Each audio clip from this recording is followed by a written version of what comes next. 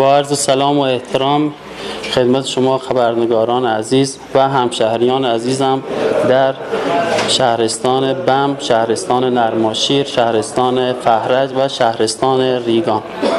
کمیل خواجه نظام هستم، کارشناس ارشد فناوری آیتی.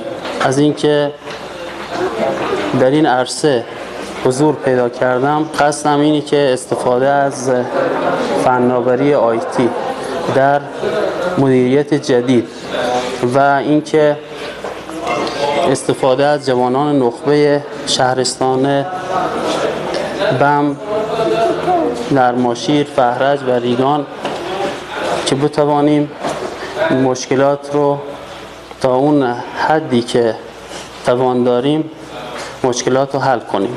انشالله که با پشتیبانی همه همشهریان عزیزم بتوانم که اهدافی که ذکر کردم اون اهداف رو پیش ببرم. شعاری که من انتخاب کردم، رویکرد جوان پسندانه و روحیه مطالبه گری و حق طلبی برای این 4 شهرستان مذکور که گفتم خدمتتون بتوانم انجام بدم.